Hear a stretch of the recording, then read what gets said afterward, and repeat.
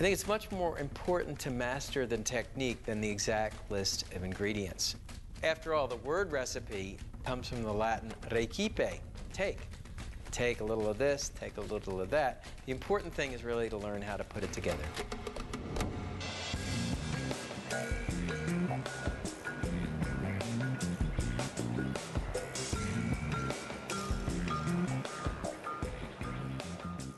The surveys are in, and the winner is burgers. That's what most Americans cook when they fire up the grill. Well, if your burgers look undercooked like this one, or overcooked like this one, listen up. I'm going to show you 2 flavor-packed cheeseburgers that come out great every time. Burger number 1, the butter cheeseburger. Start by adding garlic, parsley, and grated Parmesan cheese to butter that's softened to room temperature. Beat the ingredients together with a spoon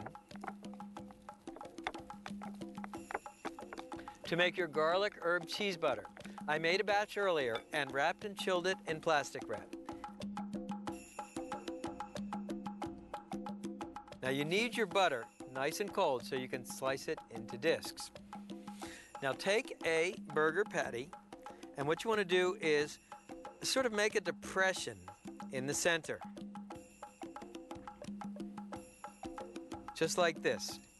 Slice off a disc of garlic herb cheese butter and press it into the center.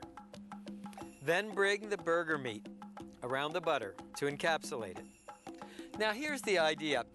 You really need to cook a burger all the way through to make it safe. So by encasing a disc of butter inside, even if the burger is well done, when you bite into it, it will be incredibly juicy, just like a rare burger.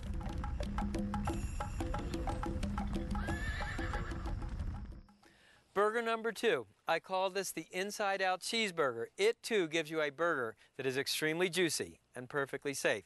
So start with grated cheddar. The secret is to mix the cheddar directly into the burger meat. So here's the idea. You really need to cook burgers to 160 degrees. By putting the cheese in the meat, as the burgers cook, the cheese melts. Once again, you bite into an extraordinarily juicy burger. You may be wondering why you can eat a steak rare, but you have to cook burgers all the way through.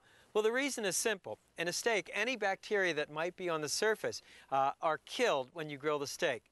In burgers, the meat is ground up, so the bacteria may be in the middle. Once the cheese is mixed in, simply pinch off about 6 ounces of meat, and with a light touch, form it into a burger.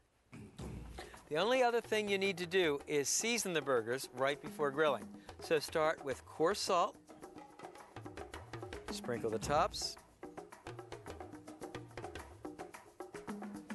and freshly ground black pepper.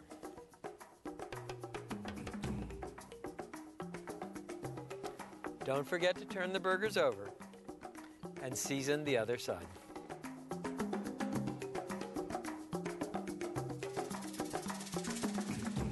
Let's get the burgers on the grill. Now, I've set up 3 charcoal grills. I cleaned the grill grates, and here's a cool way to oil the grill. Dip an onion in your vegetable oil.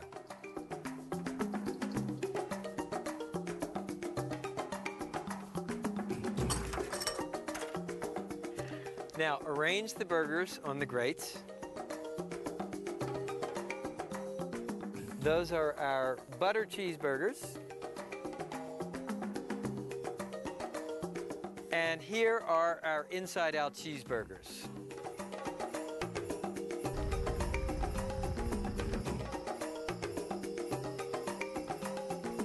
And whenever you handle raw ground beef, you always want to wash your hands in hot, soapy water.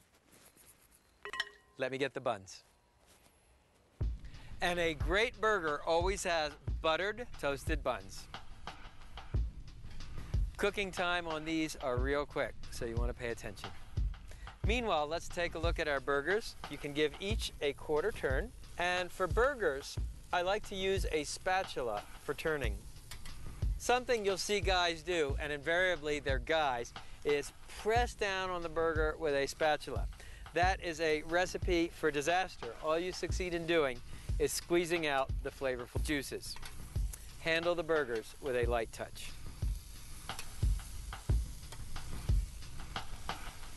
Okay, and we'll check on our buns. And once the burgers are golden brown on one side, just turn them over.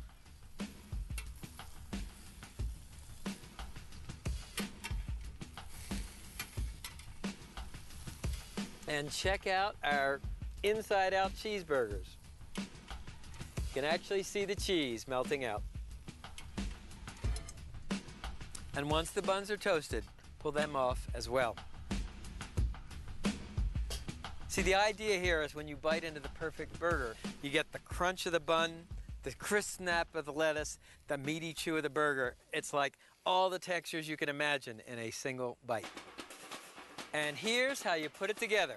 So, lettuce leaves on half the buns, and you put the lettuce leaf under the burger to keep the juices from making the bun soggy. And then onion slices on the other bun, again on the bottom, to keep the buns from getting soggy.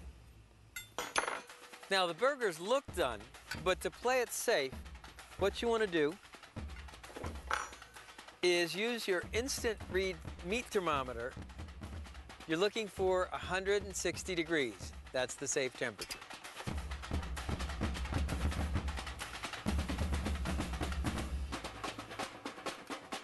And now the inside-out cheeseburgers.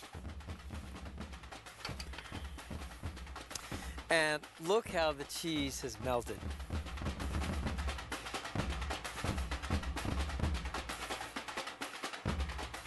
Then tomato slices for the butter burgers. And sliced dill pickles on top of the cheeseburgers.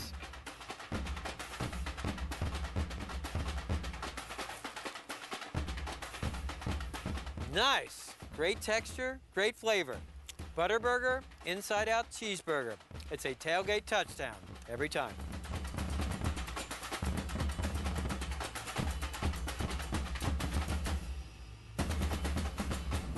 In my archives, I have a photo of a painting that was done to portray our early ancestors, Homo erectus, at one of the first barbecues. And it shows these hairy guys hunched around a fire, ripping meat off